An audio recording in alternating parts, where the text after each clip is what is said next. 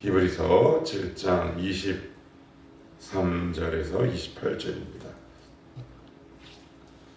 히브리서 7장 23절에서 28절 신약성경 360페이지입니다. 신약성경 360쪽 히브리서 7장 23절에서 28절 우리 다 같이 한 목소리로 읽도록 하겠습니다. 제사장 된 그들의 수요가 많은 것은 죽음으로 말미암아 항상 잊지 못함이로되 예수는 영원히 계심으로 그 제사장 직분도 갈리지 아니하느니라. 그러므로 자기를 힘입어 하나님께 나아가는 자들을 온전히 구원하실 수 있으니 이는 그가 항상 살아계셔서 그들을 위하여 간구하심이라. 이러한 대제사장은 우리에게 합당하니 거룩하고 악이 없고 더러움이 없고 죄인에게서 떠나 계시고 하늘보다 높이 되시니라. 그는 저 대제사장들이 먼저 자기 죄를 위하고 다음에 백성의 죄를 위하여 날마다 제사 드린 것과 같이 할 필요가 없으니 이는 그가 단번에 자기를 드려 이루셨음이라. 율법은 약점을 가진 사람들을 제사장으로 세웠거니와 율법 후에 하신 맹세의 말씀은 영원히 온전하게 되신 아들을 세우셨느니라. 아멘. 히브리 기자는 오늘 굉장히 중요한 증언을 하고 있습니다. 이제 어제 멜기세덱까지 들어가는 거죠. 멜기세덱과 구약시대의 대제사장, 과연 예수님과 어떤 차이가 있겠느냐? 대제사장은 레위 지파라 그랬습니다. 그런데 예수 그리스도는 유다 지파예요. 그러니 이게 이제 유대인들은 아니 레위 지파도 아닌데 왜 예수 그리스도가 대제사장이냐 이런 의문을 제기할 때 히브리 기자는 누구를 구약에서 끌고 오느냐? 창세기 14장에 있는 멜기세덱입니다.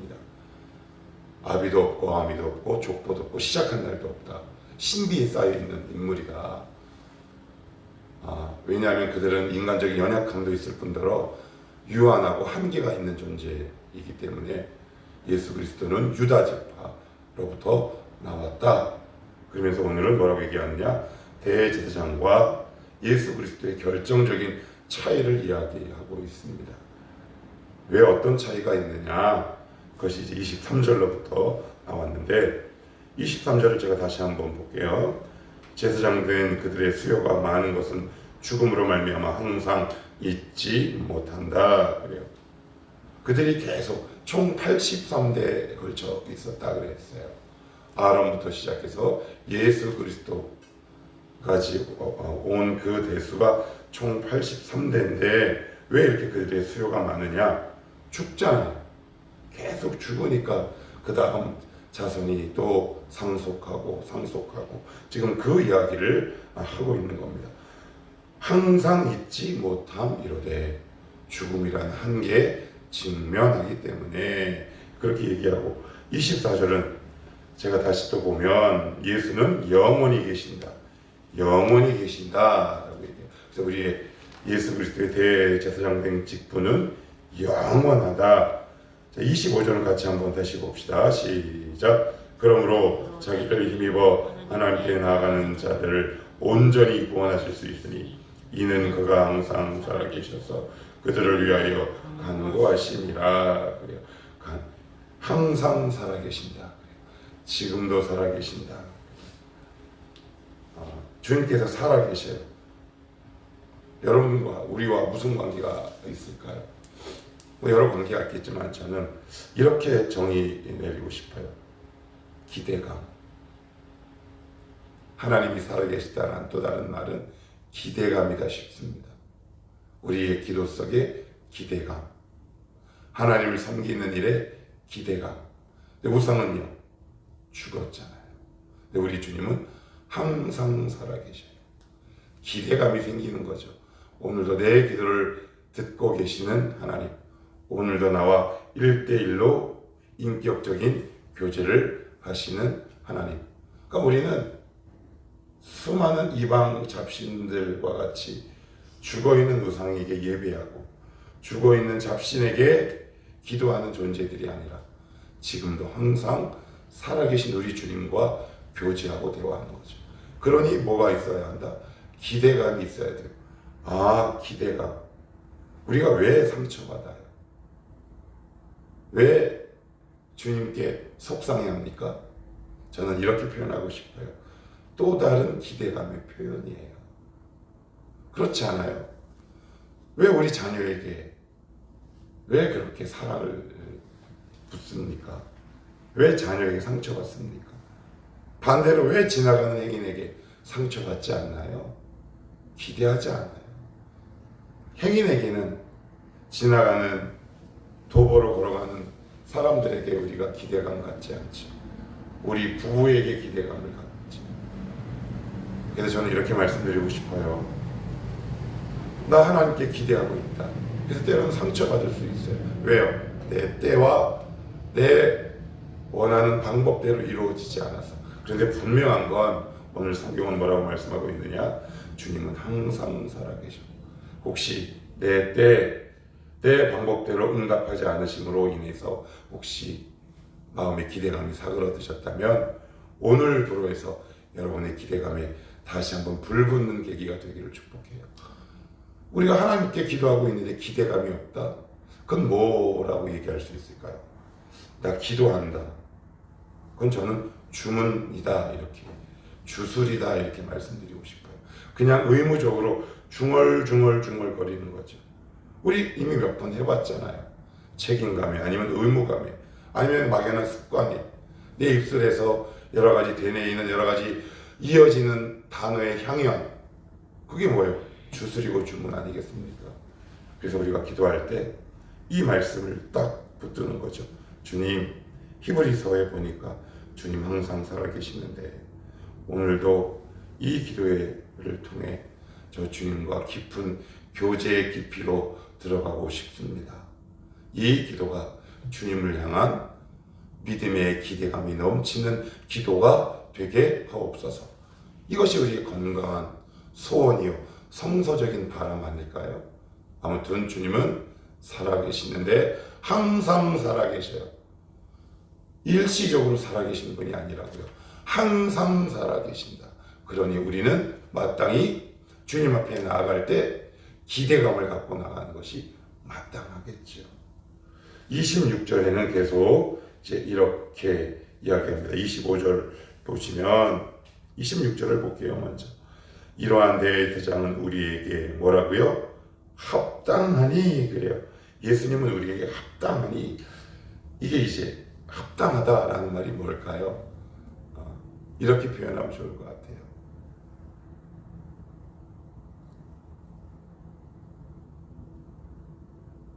저랑 제 아내는 키 차이가 25cm 나지요. 외견상 그렇게 썩 어울리는 커플은 아니에요.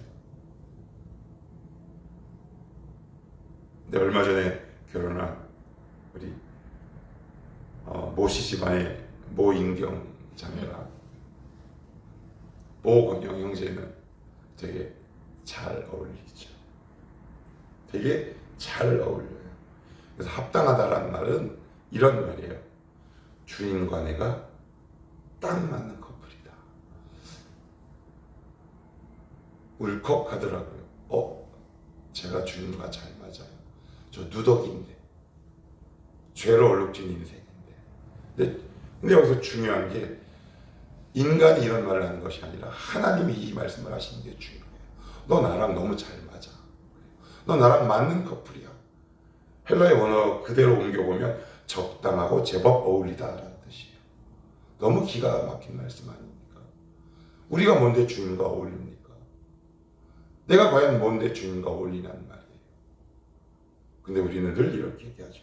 전 주님과 어울리지 않아요. 근데 주님은 이렇게 말씀하세요. 야 인마, 너 나랑 정말 잘 어울려. 나랑 꼭 맞는 커플이야. 근데 우리는 아닙니다. 이미 주님께서 십자가에서 그 모든 일을 다 이루어 놓으셨음에도 불구하고 우리는 주님과 맞지 않는다라고 얘기합니다. 그런데 성경은 분명하고 명료하게 얘기합니다. 너 나랑 꼭 맞아. 나랑 꼭 맞는 커플이야. 라고 말씀하세요. 여러분들 왜 그렇게 하나님 앞에 비굴 하십니까? 당당하셔야 합니다. 왜요? 하나님이 여러분들 향해 뭐라고? 너 나랑 딱 맞아. 그런데 우리는 하나님과 늘 이렇게 떨어져 가요. 어제 말씀을 준비하다가 제 모습이 떠올랐어요. 제 아내랑 뭔가 안 맞으니까 지금은 이제 제 아내가 저를 버릴까봐 제가 이렇게 꽉 붙들고 다니긴 하지만 신혼 초에는 제가 이렇게 떨어져 갔어요. 막 떨어져 갔어요. 어때요? 철이 들면 주님과 꼭 붙어 다니죠. 뭔가 어울리지 않는 것 같아요.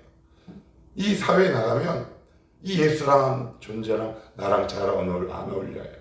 그래서 사회에 나가면 떨어져 다녀요.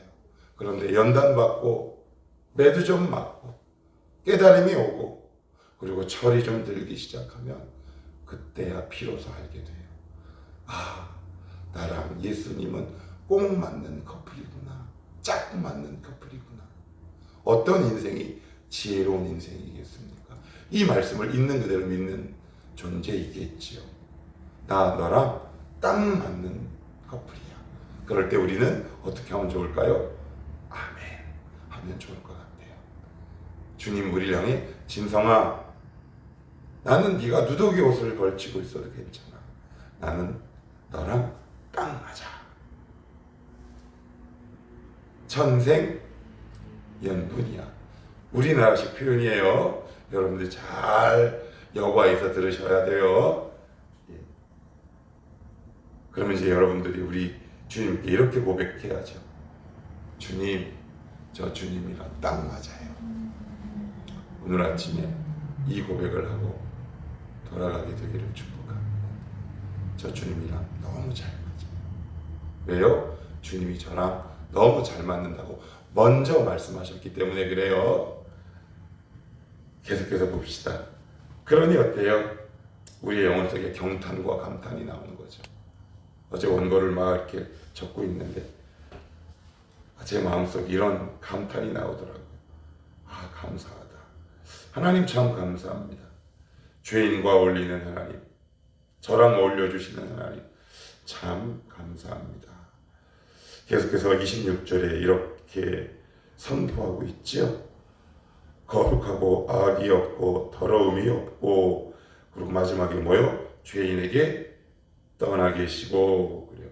죄인에게 떠나 계시고, 거룩하고 악이 없다라는 말은 악이 어떤 영향을 끼칠 수 없다라는 말이고요. 죄인에게서 떠나 계시다라는 말은, 근데 이게 약간 어폐가 있는 말씀이죠. 왜요? 우리 주님은 이 땅에 내려오셔서 죄인에게 떠나 계셨습니까? 죄인과 함께 계셨습니까? 함께 계셨죠. 여러분들은 이 세상과 함께 살아갑니까? 아니면 이 세상과 떨어져서 살아가십니까? 함께 살아가요. 이게 무슨 얘기냐?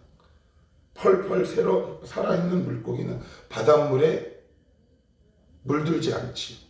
우리 주님은 거룩한 분이셨기 때문에 이 세상과 죄인들과 함께 했지만 그들의 가치와 그들의 정서와 그들의 문화에 오염되지 않았어요. 우리는 늘 하나님 앞에 이렇게 따져요. 하나님, 세상에 한번 가보십시오. 어떻게 그들과 함께 그들을 따를 수밖에 없어요.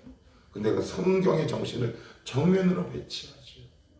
우리 가운데 거룩함이 없는 거예요. 거룩함이 없으면 그들과 함께 살 때 우리의 가치가 전도되고요. 그들의 문화를 우리가 따라하게 됩니다. 그건 예수님이잖아요. 예수님이 그 힘을 주려고 이 땅에 오신 거 아닙니까? 그 주님이 갖고 있는 그 거룩함을 100% 가질 수는 없겠죠. 우리 인간이라. 그렇지만 오늘 분명히 예수 그리스도께서 가신 그 거룩함, 성령의 능력이 있을 때 우리는 여전히 죄인들과 함께 살아가요. 우리 직장 동료가 죄인이잖아요. 그들을 죄인이라고 정죄할 수는 없겠지만 그들과 함께 더불어 밥 먹고 함께 직장 생활하고 함께 때로는 MT도 가고 어떨 때는 박물관에도 가고 영화도 보러 가지만 그들의 가치와 문화에 동화되지 않는 건 내 안에 있는 거룩함 때문이에요. 살아있는 능력 때문에 그렇죠. 그래서 만약 여러분들이 이런 핑계를 대시면 이건 핑계 되어야 할 문제가 아니라 주님 앞에 겸손히 회개하셔야 될 문제입니다. 악에서 떠나 계시고 죄인과 함께 계셨는데요. 근데 그들과 함께 하셨지만 물들지 않으셨다. 그러면 나의 문제가 무언가? 하나님, 왜 저는 자꾸 그들의 문화에 동화되어 있을까요? 이 질문을 최소한 던져야 하지 않겠습니까? 그러면 아마 주님께서 이 말씀 주실걸요. 너 혹시 너의 영혼이 지금 죽어가는 중은 아니냐? 생선이 그 물고기가 죽었을 때 그 바닷물에 던져놓으면 어떻게 돼요? 짠 물이 드는 거죠. 깨어나십시오. 살아나십시오. 그래야 세상의 문화에 젖어들지 않는다.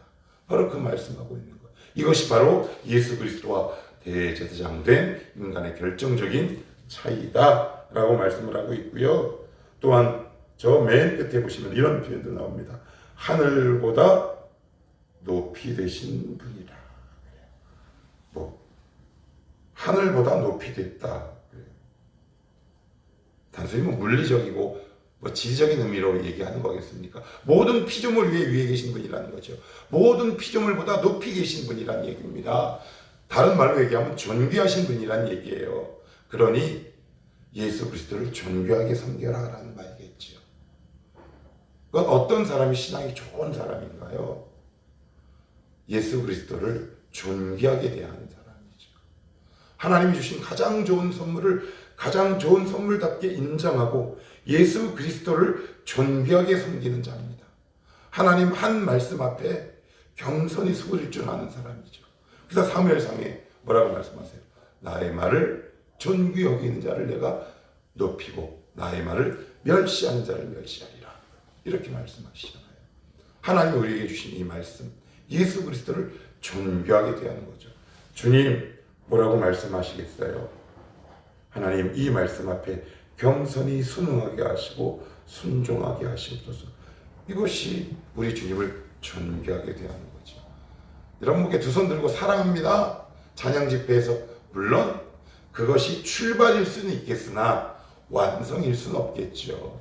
그래서 청년들이 가끔 속아요. 막 눈물을 많이 쏟고 찬양으로 고백하면 내 사랑의 고백이 완성된 줄 아는 거죠. 저도 많이 속았어요. 그 자기 만족이죠. 그 자기 위안이에요.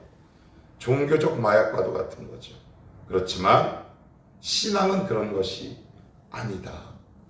나에게 주신 이 말씀을 소중히 여기는 것, 나에게 주신 예수 그리스도의 그 말씀을 존귀히 여기는 것, 그것이 우리 주님을 높이는 또 다른 법 아니겠습니까? 우리 주님을 존귀하게 여깁시다. 하나님을 존귀하게 여기는 자가 그 인생이 존귀하게 변하게 되어 있습니다. 그것은 나에게 주신 말씀을 존귀하게 대하는 것. 하나님 어떤 말씀을 하시든 간에 제가 한번 순종해 보겠습니다. 이 결단 하나가 하나님을 높여 드리는 것이다. 성경은 그렇게 얘기하고 있습니다. 순종과 경외함, 겸손함을 주님을 있는 힘껏 사랑하며 섬기십시오. 그것이 하늘보다 높이 계신 주님을 주님답게 섬기는 방법이다. 성경은 그렇게 말씀하고 있습니다. 27절 같이 한번 읽어볼게요. 자, 27절 시작. 그는 저 대제사장들이 먼저 자기 죄를 다음에 백성의 죄를 위하여 날마다 제사 드리는 것과 같이 할 필요가 없으니 이는 그가 단번에 자기를 드려 이루셨습니다. 굉장히 중요합니다. 신학적으로도 단번제, for all, no more sacrifice. 더 이상 이제 더 다른 구원의 방법은 없어요. 이게 왜 이렇게 중요하냐? 왜 이렇게 중요한 줄 아십니까? 더 이상 희생 제사가 필요 없어요. 희생 제사가 필요 없다는 얘기는 더 이상 율법이 우리를 얽매이지 않는다는 얘기고, 저와 여러분을 향한 하나님의 구원이 완벽하다는 이야기는 저와 여러분을 향한 하나님의 계획이 완벽하다는 말과 일맥상통해요. 더 이상 하실 게 없는 거예요. 나 이제 다 이루었다, 할 게 없다. 또 다른 표현이 뭘까요? 완벽하다, 완전하다. 우리가 왜 이렇게 두려운가요? 하나님의 완전함과 완벽하심을 믿지 못하기에 두려운 거 아닌가요? 이걸 믿지 못하면 저의 경험은 어떠냐면 막 두려워요. 막 두렵습니다. 막 두려워요. 그런데 어느 지점에 가면 이루어졌네. 그런데 여기서부터 여기까지 그 가는 지점까지 나는 두려움에 이끌려 하나님을 쫓아간 거야. 얼마나 비루하고 비참하게 끌려갔어요. 원망하고 화내고 불평하고 그러면서 투덜투덜거리면서 잠깐만 하셨네. 그리고 또 여기서 욕을 해야 하지만 아침이라 절제하겠습니다. 우리가 그래요. 왜 그래요? 여러분까지 갈 것도 없더라고요.